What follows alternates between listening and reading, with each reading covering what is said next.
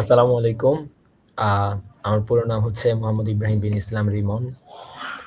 ছাত্র শিবির সমর্থিত দুর্বার সাস্টিয়ান ঐক্য প্যানেল থেকে আমি মুক্তিযুদ্ধ ও গণতান্ত্রিক আন্দোলন সম্পাদক পদে প্রতিদ্বন্দ্বিতা করতেছি। ব্যক্তিগতভাবে আমি বিতর্ক কার্যক্রমের সাথে যুক্ত আছি।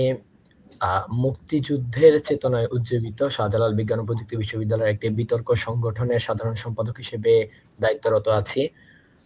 পাশাপাশি আমি বিশ্ববিদ্যালয় জীবনের আগে থেকেও মুক্তিযুদ্ধ কেন্দ্রিক অনেক প্রতিযোগিতা, অনেক বক্তৃতা, বিতর্ক বিষয়গুলোতে পার্টিসিপেট করেছিলাম এবং আমি মনে করি এই পদের সাথে আমি খুবই সামঞ্জস্যপূর্ণ। আর ছাত্র শিবির সমর্থিত যে প্যানেলের সাথে আমি আছি, তার সাথে টিম ওয়ার্ক করতে আমি আসলে খুবই কমফোর্টেবল। কারণ আমাদের যে ২৮ বছর পরে সাকসু নির্বাচনে দুর্বার সাস্টিয়ান ঐক্য প্যানেল থেকে যে ২৮ দফা ইশতেহার ঘোষণা করা হয়েছে। এখানে ১ম কাজটাই আসলে আমার কাজ। তো ছাত্র শিবির সমর্থিত প্যানেল খুবই চমৎকারভাবে ১ম যে ইশতেহার ২৮ টি ইশতেহারের ১ম ইশতেহারটাও আমার কাজ, ২য় ইশতেহারটাও আমার কাজ। এজন্য আমি আসলে ছাত্র শিবির সমর্থিত প্যানেলের এই টিম ওয়ার্কে খুবই স্বাচ্ছন্দ্য বোধ করতেছি। আপনি যেই পদের নির্বাচন করছেন সেটি মুক্তিযুদ্ধ ও গণতান্ত্রিক আন্দোলন বিষয়ক সম্পাদক। আসলে আপনার ব্যক্তিগত কি ইশতেহার থাকছে আপনার এই প্যানেলকে ঘিরে? ব্যক্তিগতভাবে আমি আসলে ৪ টা অঙ্গীকার দিয়েছি এবং প্যানেলের সাথে তো আমাদের ইশতেহার আছেই প্যানেল ভিত্তিক। আমি ব্যক্তিগতভাবে যে ৪ টি অঙ্গীকার আমি অলরেডি প্রকাশ করেছি, তা হচ্ছে আমার ১ম অঙ্গীকার ছিল মুক্তিযুদ্ধ ও জুলাই গণ অভ্যুত্থান বিষয়ক একাডেমিক উদ্যোগ গ্রহণ করা।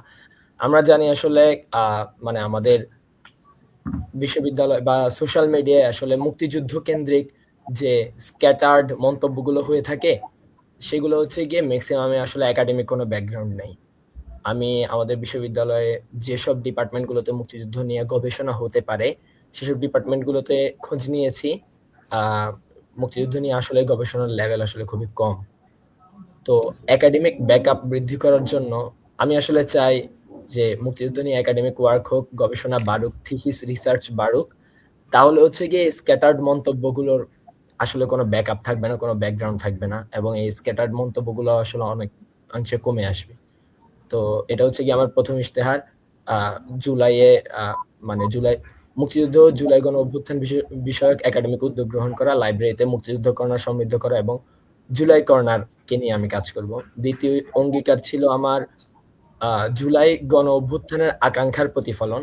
অর্থাৎ জুলাই আগস্ট এখানে আমাদের সাথে আসলে যে লেভেলের ইনজাস্টিস গুলো করা হইছে বিশ্ববিদ্যালয়ের বিভিন্ন অংশীজনের কাছ থেকে, আ সেটার আ সেটার এগেইনস্ট এ ব্যবস্থা নেয়া, আইনি ব্যবস্থা, প্রশাসনিক ব্যবস্থা সেগুলা যেন নিশ্চিত করা হয়, আমি আসলে সেটা নিয়েও কাজ করব। ৩য় অঙ্গীকার ছিল আমার জাতীয় সংকটে ভূমিকা পালন।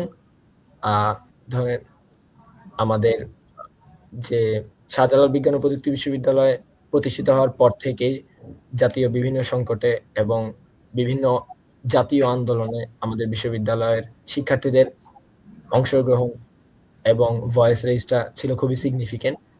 তো এই জায়গায় তাতে ভূমিকা পালন করাও আমার একটা কাজ হবে এবং আমার ৪র্থ অঙ্গীকার ছিল রেগুলারলি সাকসু নির্বাচনটা এরেঞ্জ করা। যেহেতু গণতান্ত্রিক আন্দোলন এবং শিক্ষার্থীদের অধিকার আদায়ের একটা মাধ্যম হচ্ছে সাকসু। সেহেতু ইতিপূর্বেও আমাদের সাকসুর দাবিতে মানে যতগুলা আন্দোলন আমাদের ক্যাম্পাসে হয়েছে সবগুলোতে আমি খুবই ভোকাল ছিলাম।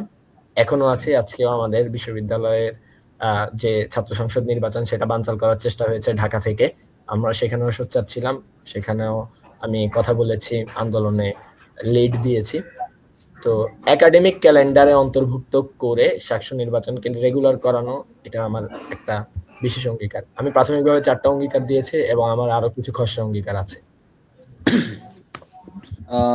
আপনার কাছে কিছু প্রশ্ন আমাদের দর্শকদের মধ্য থেকে এসেছে। খুব ছোট করে আমরা যদি শুনি, ইব্রাহিম ভাই কি শিবিরের সাথে যুক্ত নাকি শুধু জোট করেছেন? আচ্ছা, আমি হচ্ছে গিয়ে ছাত্র শিবিরের সদস্য। আমি ছাত্র শিবিরের সাথে অ্যালাইনড।